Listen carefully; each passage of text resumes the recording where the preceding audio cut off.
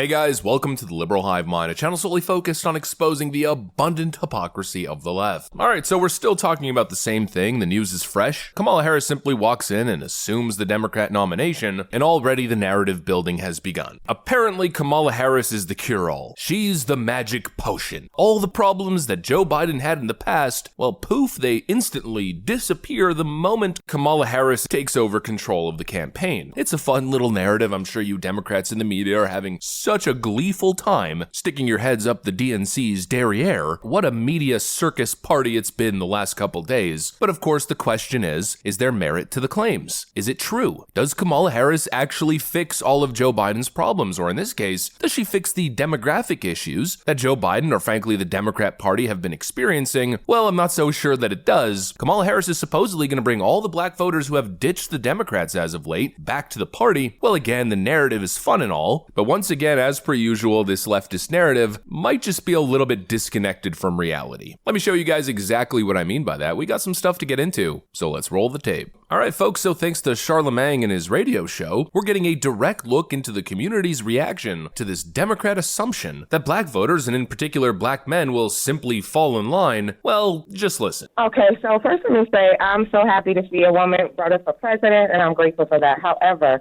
does that mean I was on the fence even with Biden running again? Because everyone talks about, oh, let's get the black vote, let's get the black vote, and they get the black vote and nothing changes. And when I say nothing, I mean our education system. Our children are suffering in New York City public schools. And let's talk about services. My brother's paraplegic. He got hit by a drunken driver. It's very hard for him to get services. And I understand that they allow the migrants to come in, but they come in and they just overwhelm them with services. And they forget about the people that are already here. So what's going to change with that? What are they going to do with the black agenda to help our children that's struggling in New York City public schools? They're not even on the same level as other kids in other countries.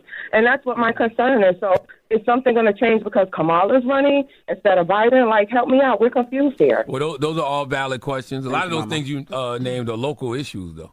Yeah. Like, that's stuff you should be going to your local government with. Yeah. I don't think America's ready. I don't think America's ready for a female president. You know what? I'm a black man, and I absolutely do not want another Democratic president in there. I think we should give the Republicans another try. There's a lot of agendas that the Democratic Party has kind of put into place that I don't support. I think they're destroying the black man. They're destroying the black family. I think they're ruining our country. And if you're living in New York like I am, man, this place is a financial nightmare, not to mention crime. I think if we put Trump back in there, man, it's going to be amazing. Kamala cannot do what he's going to do to bring this country back to where it needs to be. And this is not a race thing, because that's the number one thing they like to say when they talk about Trump and how he's a criminal and blah, blah, blah, blah, blah. I don't think any of that matters. His policies are what we need to focus on, and he's going to get us back where we need to go. Kamala is not ready. Yeah, probably not exactly what they were looking for. I think Democrats are stuck in their old ways, repeating the same old, tired talking points. Vote for us or you ain't black. I mean, I keep hearing that one, although a little bit more subtle in the delivery these days. Just stratospheric entrance of Vice President Kamala Harris into the presidential campaign. And she has now secured enough delegates to become the nominee. You're going to look real crazy being on the other side of that line, particularly as a person of color. But really as anyone who claims to have any connection to the culture. You're going to look real weird and real lonely on that side. The door needs to close behind Amber. And she looked crazy over there.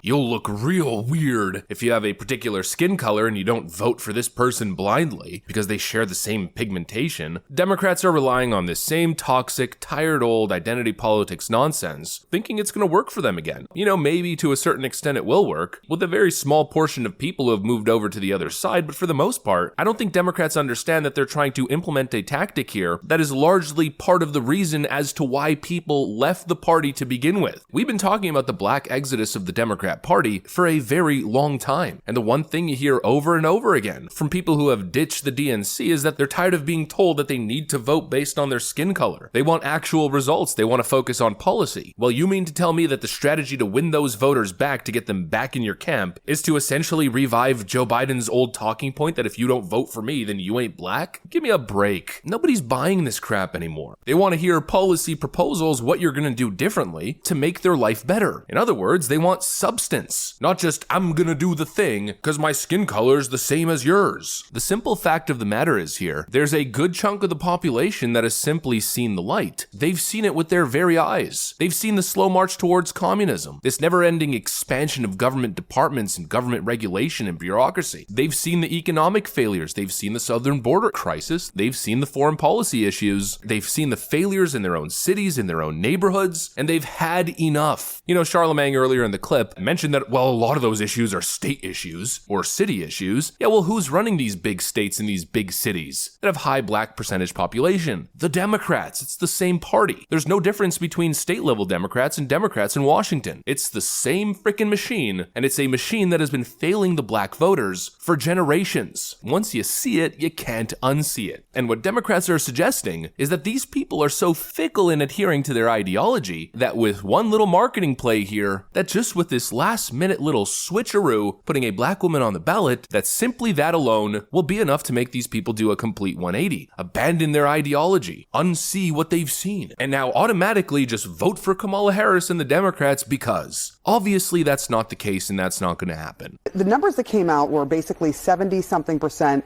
77%, or there it is, 76% would go with Kamala Harris, 21% with Donald Trump.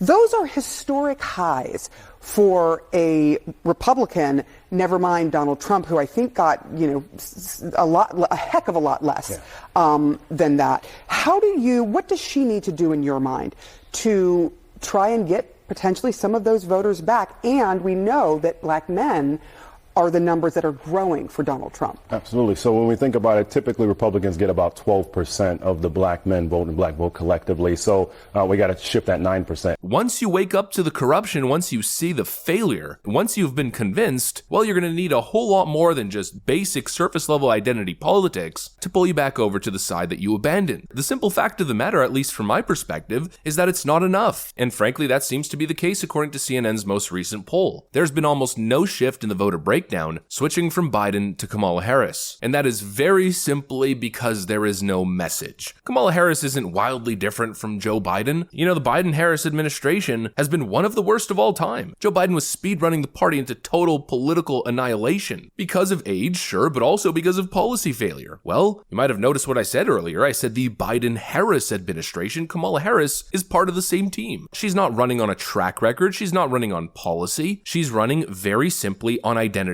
Democrat strategists are suggesting otherwise. Let me just say one thing, and just because I haven't been trolled on social media yet today, let me throw a log on the fire. I heard my really dear friend, and she is Congresswoman Schakowsky, leaning into, I'm so excited, this is a historic thing, a black woman, and so on. You don't hear Kamala Harris saying that, and she's smart not to. She's not running to be the first black woman president. She's running to be president of the United States, and she thinks she's the best qualified and the most representative of this country as a whole. And that's how she should run, and that's how people should talk about her. Claiming that she's not running as the first black woman president, but that's exactly what she's running on. And that's exactly what all of her campaign surrogates in the mainstream media are suggesting. I mean, you heard what Joy Reid said earlier, that you'll look real weird and crazy if you refuse to support Kamala Harris. That's exactly what they're doing. That's what the play is. Appeal based purely on identity as a distraction from the abject policy failure. Democrats are obviously hopeful that it's going to work, but based on the early evidence that we've gathered so far, that narrative doesn't seem to mesh too well with reality, with the data that we're seeing. But of course, like all things politics, it's subject to change. We'll have to follow the trends, follow the campaign, and see exactly where it takes us. But as for now, not exactly buying it. It seems like the mainstream media propaganda is falling relatively flat. Anyways, that's pretty much what I got for you guys. Hopefully you enjoyed it. If you did, make sure to leave a like and possibly subscribe. Thanks for watching, and I'll see you on the next one.